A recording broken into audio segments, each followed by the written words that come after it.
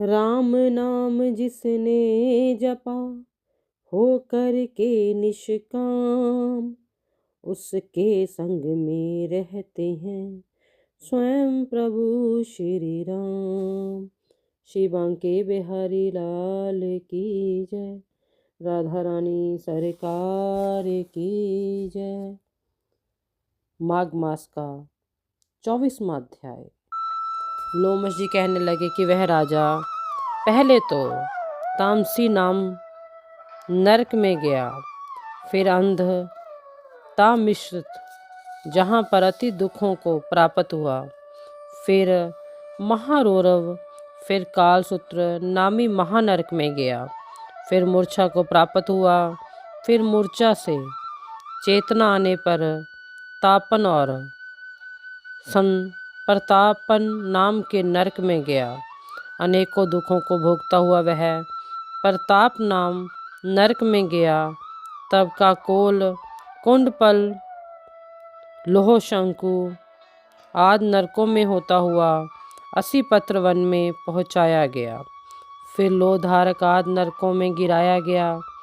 भगवान विष्णु के साथ द्वेष करने के कारण वह 21 युग तक भयंकर नरकों की यातना भोगता हुआ नरक से निकलकर हिमालय पर्वत पर बड़ा भारी पिशाच हुआ।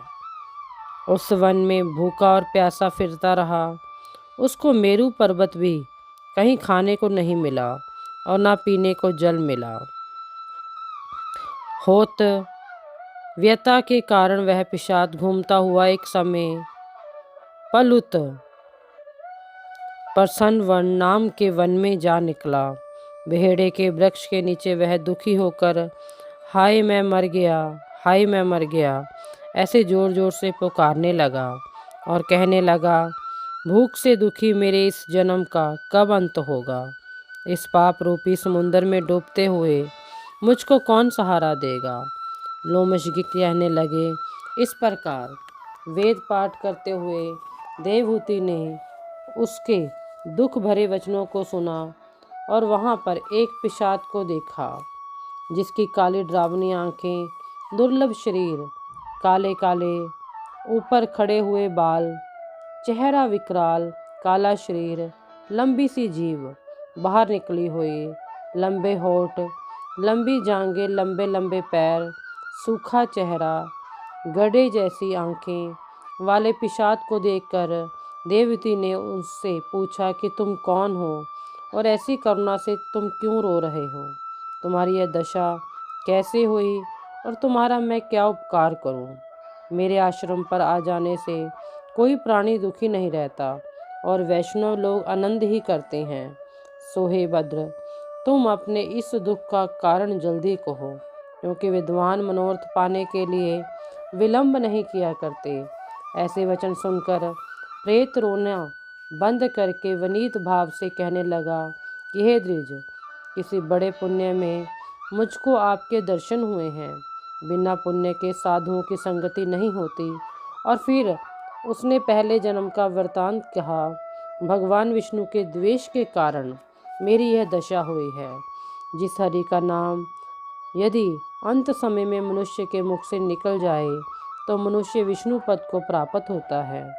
जो सबका पालन करता है उसी से मैंने द्वेष किया। यह सब मेरे कर्मों का दोष है, जिसकी ब्राह्मण तप द्वारा प्रार्थना करते हैं। ब्रह्मा आदि देवता, सनक आदि ऋषि जिसको मुक्ति के लिए पूछते हैं, जो आदि मध्य और अंत में विश्व का विधाता और सनातन है, जिसका आदि मध्य और अंत नहीं है, वह भगवान के साथ मैंने द्वेष किया। जो कुछ पुण्य किए मैंने पहले जन्म में किए थे, वह सब विष्णु का द्वेष रूपी अग्नि में भस्म हो गए। यदि फिर किसी प्रकार मेरा यह पाप नाश हो जाए तो मैं भगवान विष्णु के सिवाय किसी और देवता का पूजन नहीं करूँगा। विष्णु भगवान से द्वेष करके मैंने बहुत दिनों तक नरक यातना भोगी और अब पिशाच योनि में पड़ा हूँ। इस समय में किसी अच्छे कर्म के योग से आपके आश्रम में आया हूँ, जहाँ पर आपके सूर्य रूपी दर्शन ने मेरे दुख समान अंधकार को दूर कर दिया। अब आप कोई ऐसा उपाय बतलाइए जिससे मेरी यह पिशाच योनि दूर हो जाए, क्योंकि सज्जन पुरुष उपकार करने में देर नहीं करते। देवती कहने लगे कि यह माया देवता, मनुष्य, असुर सबकी स्मृति का मोहित कर देती है, जिससे धर्म का नाश करने वाले द्वेष पैदा हो जाते हैं। जगत के उत्पन्न करने, रक्षा करने और नाश करने वाले जो सब प्राणियों की आत्मा है, उनसे भी लोग द्वेष करते हैं। जिनके अर्पण करने से सभी कर्म सफल होते हैं, उनकी भक्ति से मुख मोड़ने वाले मूर्ख कौन सी गति को प्राप्त नहीं होते। चारों वर्णों का वेदोक्त हरि का भजन करना ही उत्तम है, अन्यथा कुमार्ग में चलने वाले मनुष्य नरक के गामी होते हैं। इसी कारण वेद विरुद्ध कर्मों को त्यागना चाहिए। अपनी बुद्धि से बचे हुए धर्मों के मार्ग पर चलने से मनुष्य परलोक के पथ का भी नाश करते हैं। वह वेद, देवता और ब्राह्मणों की निंदा करते हैं। झूठे मन शास्त्रों को मानने वाले नरक में जाते हैं। देवादिदेव महादेव विष्णु से विमुख होने वाले नरक में जाते हैं। जैसे निर्देश राजा नरक में गया, इसी प्रकार इनकी निंदा नहीं करनी चाहिए और वेदों में ना कहीं की गई है क्रिया को भी नहीं करना चाहिए। लोमश जी कहने लगे कि ऐसा करने पर मुनि के पिशाच को सुमार्ग बतलाया कि माघ मास में तुम प्रयाग में जाकर स्नान करो, उससे तुम्हारी यह पिशाच योनि समाप्त हो जाएगी। माघ मास में प्रयाग में स्नान करने से मनुष्य पहले जन्म के सब पापों से मुक्त हो जाता है।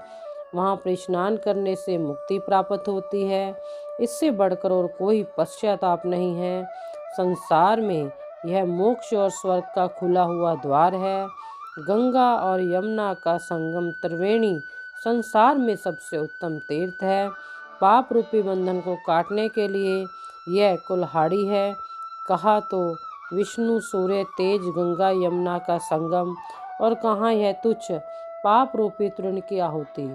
जैसे घने अंधकार को दूर करने वाला शरद का चंद्रमा चमकता है, उसी तरह संगम के स्नान से मनुष्य पवित्र हो जाता है।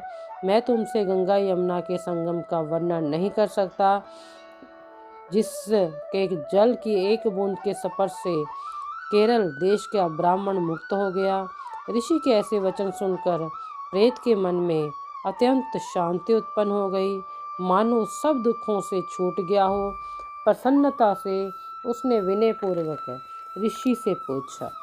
बांके बिहारी लाल की जय।